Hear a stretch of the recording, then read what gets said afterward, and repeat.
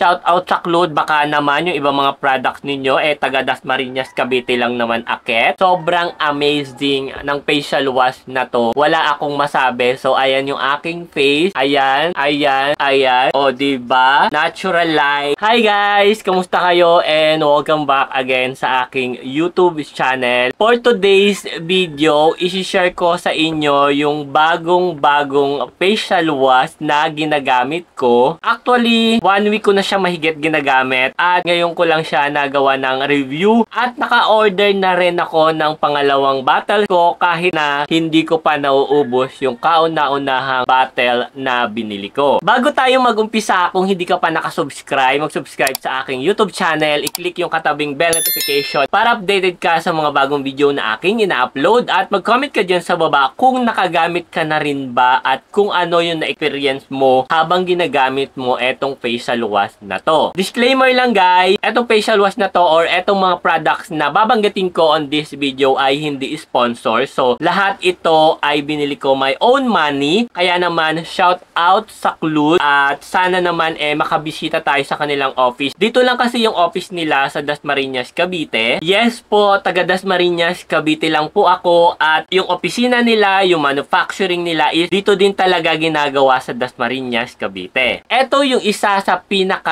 the best of the best bago matapos ang 2024 na facial wash. Walang iba kung hindi ang Cloud facial wash nila guys na merong 2% salicylic acid at alam nyo ba, sobrang love ko ang product na to. Matipid siya, hindi siya ganun kamahal at higit sa lahat, hindi siya mahirap hanapin kagaya ng mga facial wash na nauna ko na nagawa na ng review. Available pala etong mga products na to or etong facial wash na to sa kanilang TikTok shop, sa Shopee at saka po sa Lazada. At to be honest, sobrang bilis na kanilang shipping fee. Kung mag-order ka ngayon, bukas, madideliver na siya agad-agad. Ito yung kauna-unahang bottle ko ng Cloud na salicylic acid at actually, talaga, sa totoo lang, bakit ang dami ko sinabi? But anyway, eto naman yung aking pangalawang bottles. Kasi guys, netong October 10, nag-super mega sale ang kanilang TikTok shop at napabili po ako ng isa pang bottle. At eto po yung bago, eto yung ginagamit ko ngayon. Sa kadahilanan pong, eto ay nabili ko ng 289 pesos. Eto naman is nabili ko ng 150 pesos. Imagine ninyo, 'di ba? So halos kalahati yung natapya sa presyo na yon at isa lang po yung binili ko kasi wala na akong pambili. Bukod sa mga facial wash nila, kasi dalawang uri pala ng facial wash yung meron sila. So yung isa, saka na natin yan gagawa ng review pag meron na tayong pambili. Maraming mga cosmetic lines or maraming mga skincare product ang Cloud, hindi lang etong facial wash at meron din po silang sunscreen at mga serum. Dahil nandito tayo sa Pilipinas at sobrang love na love ko ang mga sunscreen, kaya naman napa-order ako ng dalawang uri ng sunscreen. Dalawang uri ng sunscreen na meron ng Cloud. So, eto na siya guys. Etong kanilang unang sunscreen is Centella Asiatica Daily Calming Hybrid Sunscreen na merong SPF 50+, PA++++.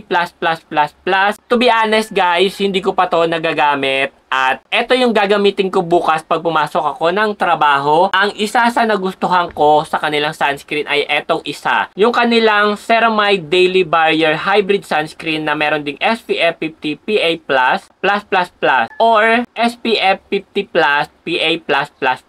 Eto, nasubukan ko na siya 2 beses at sobrang ganda niya guys. Hindi siya malagkit, hindi siya sticky sa mukha at higit sa lahat, kahit hindi ka na gumamit moisturizer, direct na sunscreen na kagad is sobrang ganda ng product na to. Pero, saka na natin gagawa ng review etong dalawang sunscreen na to kasi mas magpo-focus tayo dito sa kanilang facial wash. At alam nyo ba guys, wala talaga akong masabi sa facial wash na to. Kakaligo ko lang at ipapakita ko sa inyo ngayon ang aking mukha. So, wala po akong any kind na nilagay dyan. Kasi pag nasa bahay ako, minsan hindi pa ako naglalagay ng sunscreen kahit nasa loob ng bahay ako or any kind of moisturizer, hindi po ako gumagamit. Kasi oily plus combination ng aking skin type. So, mas malala pag nag-oily yung aking mukha. Pero, mula nung ginamit ko etong Clude na to, hindi na siya ganun ka-oily. Kahit pag natulog ako sa gabi, pagkagising ko sa umaga, hindi oily dahil ang aking mukha. Papakita ko na sa inyo yung aking face. Ayan guys. So,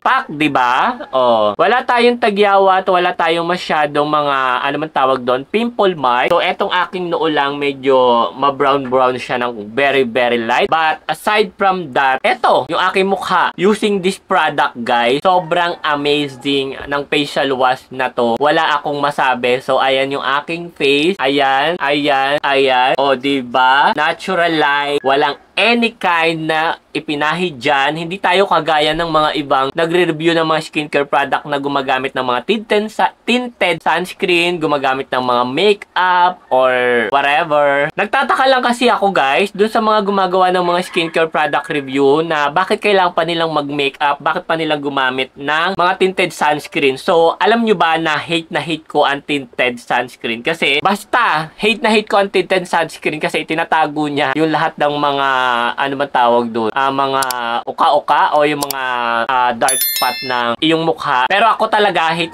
ko ang tinted sunscreen. So, ayan guys yung aking face using this product again. Pinopromote ko talaga tong Clude na to guys kasi sobrang ganda ng product na to. As in, wala akong masabi guys. Ayan no. Oh. Pak, sino ka dyan, diba? Kung medyo namamahalan kayo sa 289 pesos, guys, abangan nyo yung kanilang TikTok sale. Siguro ngayong katapusan, every payday sale, nagsisale ang Clude. Minsan talaga nasa 199. Ito, puhan lang talaga na mabili ko itong product na to ng 150. Pati itong sunscreen nila, nabili ko ng 184 pesos. Ito, nabili ko ng 184 pesos. And then, itong isang to, nabili ko ng 150 pesos. Kasi, pag nag 150 pesos yung product ng Clude, lahat yan 150 pesos. At, isuswatch ko na rin to kung anong kulay nung kanyang laman. So, pares lang naman ang laman netong dalawang sunscreen na to. So, puti yung kanyang laman, guys. Pero, pag ginamit nyo to, wala kayong makikita na white cast. Ayan no. O, diba? Ayan lang siya. Ayan lang, o. Tapos na, diba? So, gawan ko na lang siya ng separate review etong dalawang sunscreen na to. At paglalabanin natin kung alin ba yung pinaka-the best dito sa mga sunscreen na to. So, yun lang yung aking video for today. Maraming salamat po. At sa Clude, shout out sa Clude. Baka naman yung ibang mga products ninyo, taga Dasmariñas, Cavite lang naman akit. So, yun lang yung aking video for today. Maraming salamat. Kung hindi ka pa nakasubscribe, sa aking YouTube channel, i-click yung katabing bell notification at paki-like na rin ang video na to at comment ka dyan sa baba kung isa ka ba sa mga nakagamit na ng product ng Clude. See you on the next vlog. Bye!